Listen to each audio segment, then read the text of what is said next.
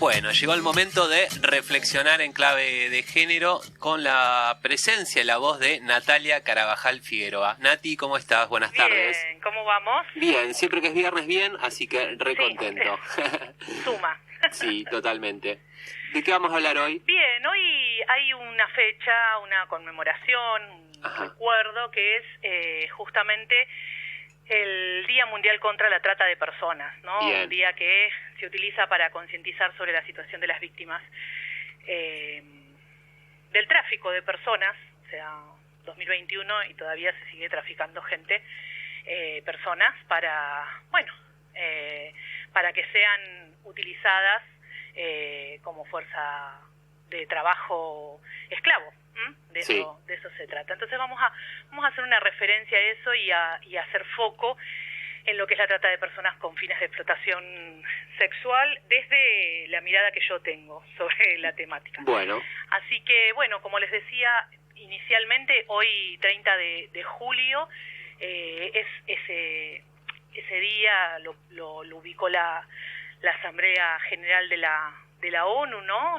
Puso hace ya varios años a este día, el 30 de julio, como Día Mundial contra la Trata de Personas, con una búsqueda que es esta, ¿no? La de tomar conciencia, que todas las personas tomemos conciencia, y en especial los gobiernos, acerca de lo que es la problemática de esta expansión de un delito antiquísimo y que continúa siendo un gran negocio a nivel mundial, ¿no?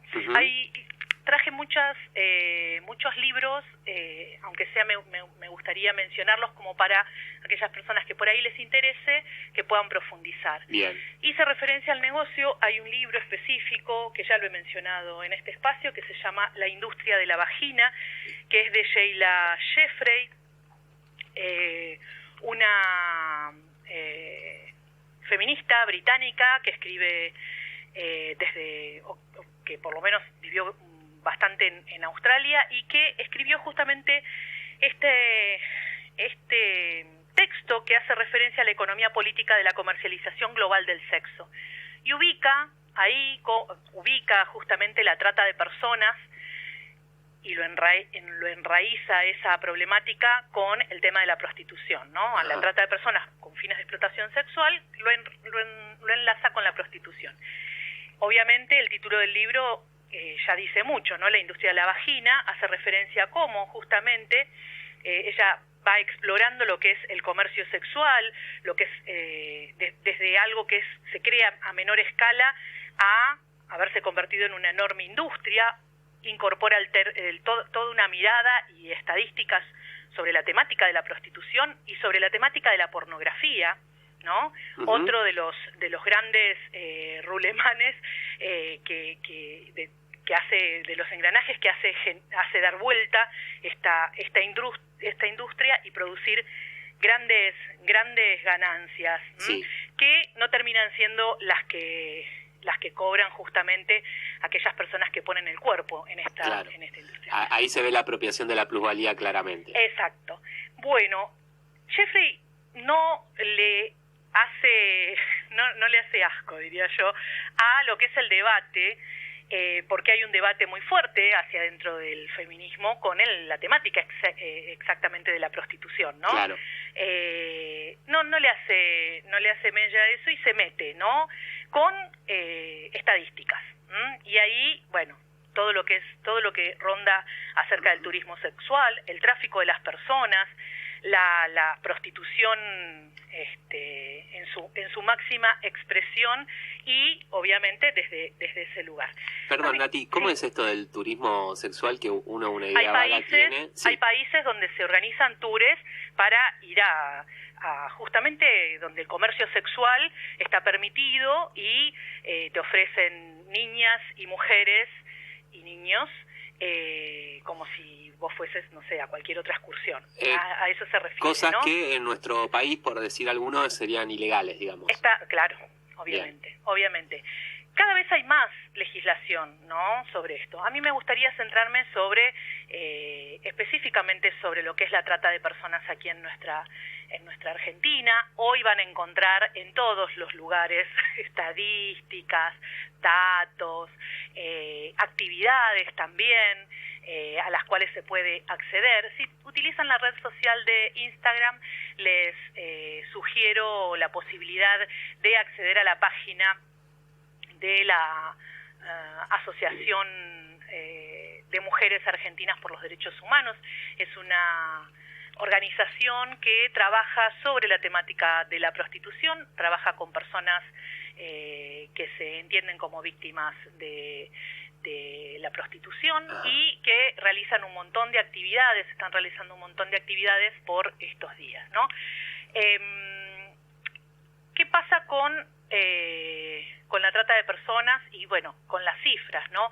Hay un montón de datos que están dando vueltas y que quizás lo que yo mencione sean en base a algunos artículos que leí en este último tiempo. Hacen referencia, por ejemplo, a que cerca de 50.000 personas en nuestro país son víctimas de trata. Y de esa gran cantidad de personas hay muchísimas que, la gran mayoría, son mujeres y niñas y niños, ¿no?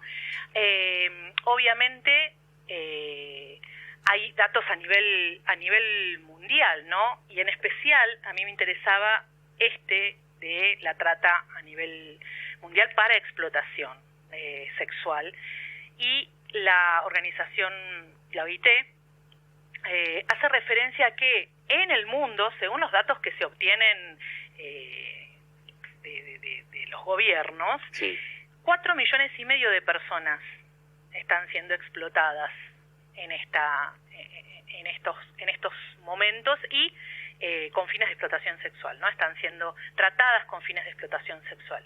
Y de esos 4,5 millones, más del 90%, hay algunas cifras que lo mandan al 99%, pero más del 90% son mujeres y niñas. Y ahí me parece interesante hacer foco en por qué hay una búsqueda dentro de muchas investigadoras y muchas militantes dentro del feminismo y dentro del abolicionismo, de que se entienda que, si bien, como se menciona siempre, trata y prostitución no son lo mismo, no se puede hablar de trata sin hablar de la prostitución, ¿no? Claro. No se puede hablar de la trata de personas sin hablar de la prostitución. Y cuando se habla de la prostitución, ahí también me parece interesante entender que prostitución y trata, si bien no son lo mismo, las dos coexisten. Claro. Y coexisten gracias a una construcción de la cual venimos hablando nosotros en este espacio desde hace mucho tiempo, que tiene que ver con el patriarcado, que tiene que ver con justamente ubicar al varón y a sus necesidades y deseos por sobre cualquier cosa, ¿no? Entonces, en esta construcción patriarcal que les da a los varones el derecho a hacer lo que quieren en este mundo, también se amplía ese derecho a comprar, alquilar cuerpos para ser usados para satisfacer sus deseos, ¿no? Sí.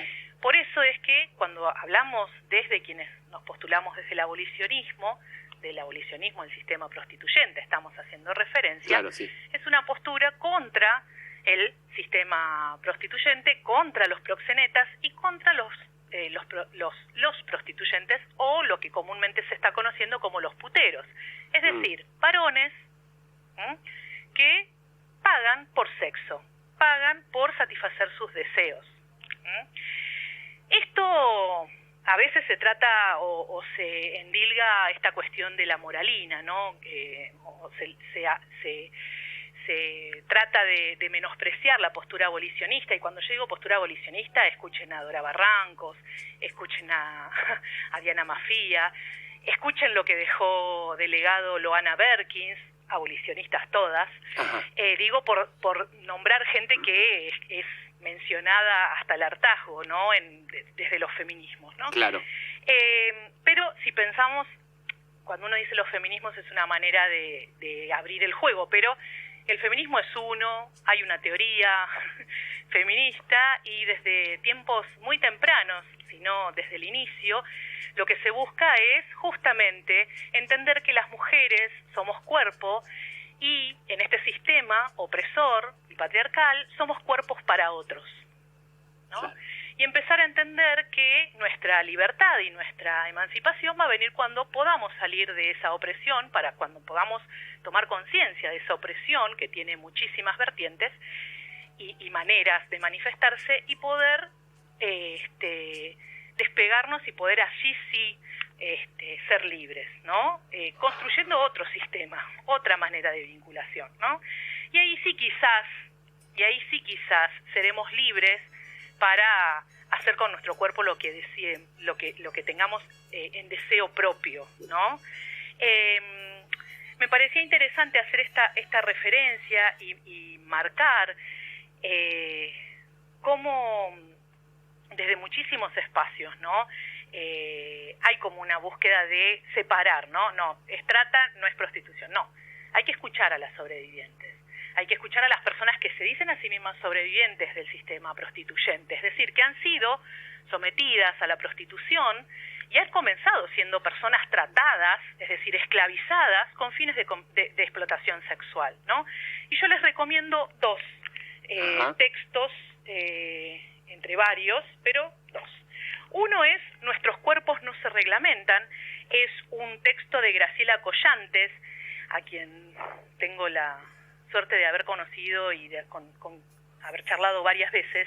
Ella es una periodista, es integrante de esta organización, de esta Asociación Mujeres Argentinas por los Derechos Humanos, que es un desprendimiento de la asociación que hoy aboga por el trabajo sexual, que es AMAR. Hay un desprendimiento en su momento, y un montón de mujeres que participaban de ese espacio se confluyen en esta otra asociación, ¿no? Y bueno, justamente Graciela lo que hace es el relato de la organización y la lucha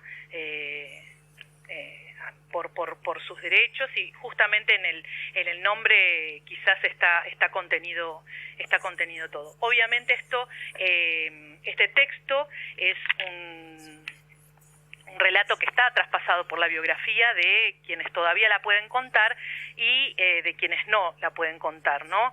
Con todas las vinculaciones que existen alrededor de lo que es la prostitución y el lazo con la trata de personas. Y otro de los textos es el de Delia Escudilla. Delia Escudilla nació en Chaco, en los años 90 se prostituyó y pasó muchos años en esa situación, en situación de prostitución. Y bueno, ella también narra su experiencia, que en estos momentos de tanta información cruzada sirve justamente para eso, ¿no? Para poder escuchar las voces de las sobrevivientes, para poder desentramar toda este enredo que hay sobre esta temática, y también para escuchar a quienes tienen que decir lo que tienen que decir sobre lo que es lo profundo del sistema prostituyente, en donde la trata de personas lo que hace es generar recursos justamente para ser explotados. Cuando digo recursos estamos hablando de mujeres y niñas, ¿no?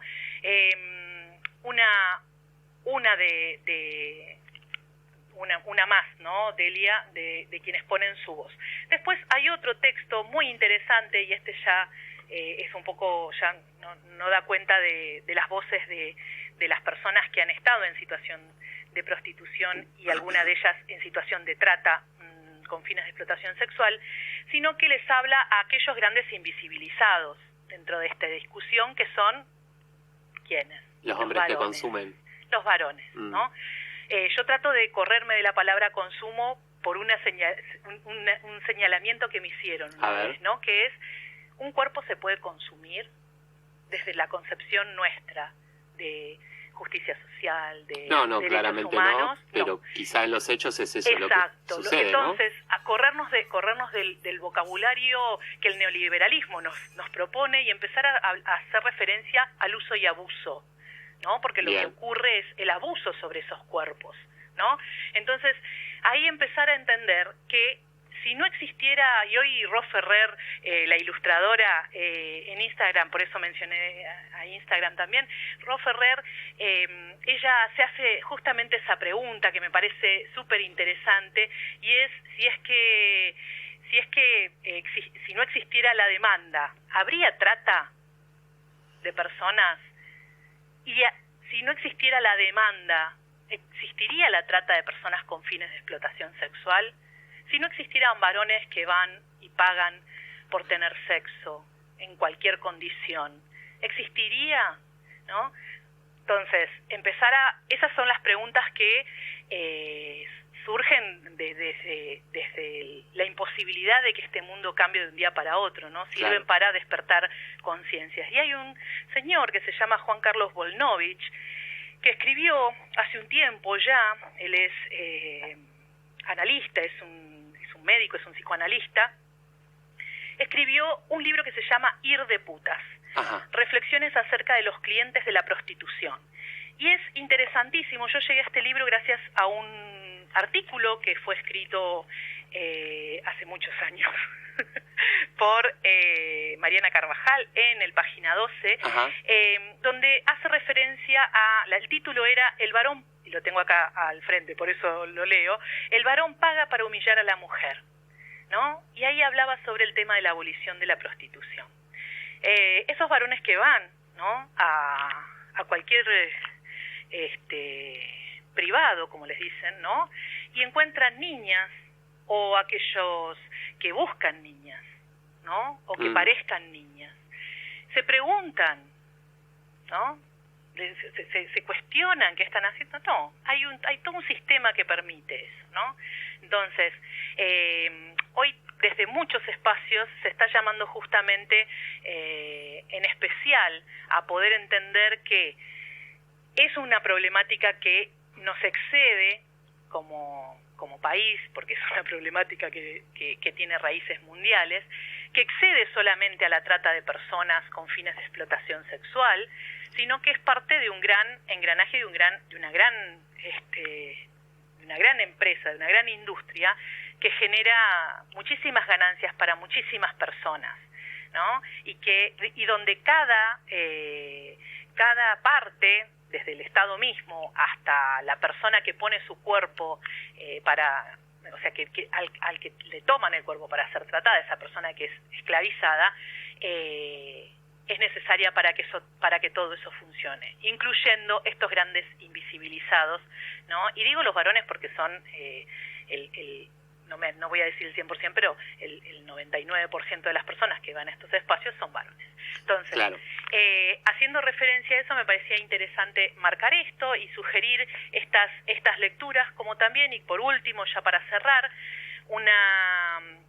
justamente hace poquito se reeditó una serie de diálogos que hubo hace bastante tiempo, allá por si no me equivoco, 2005, bueno, no me acuerdo, a ver, ya te digo cuándo, a ver si es el año por acá lo tengo. Sí, 2007 lo editaron, los diálogos en 2006.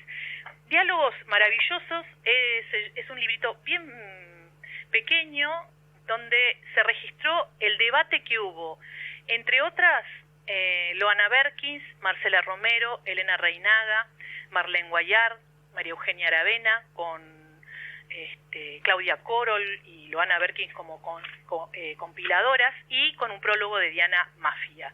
Recomendado, hace poco se volvió a reeditar, así que me parecía interesante para poder escuchar las voces de quienes transitaron y transitan, y en este último librito hay voces que están a favor de nombrar a la prostitución como prostitución, y quienes se pronuncian como cercanas al trabajo, lo que es el trabajo, o mencionan como trabajo sexual. Me parece que hoy no se puede hablar de trata sin hablar de prostitución, y no se puede hablar de la prostitución sin mirar a quienes están pagando por el uso y abuso de personas, ¿no? Así que eso es lo que traje para hoy. Bueno, súper completo, Nati. Agradecerte como cada viernes por este segmento que nos traes justamente la oportunidad de, como decimos, ¿no?, de reflexionar en clave de género. Bárbaro. Les mando un abrazo. Un fuerte abrazo. Hasta el viernes que viene. Chao, chao. Natalia Carabajal Figueroa con su columna Sirenas en la Ría.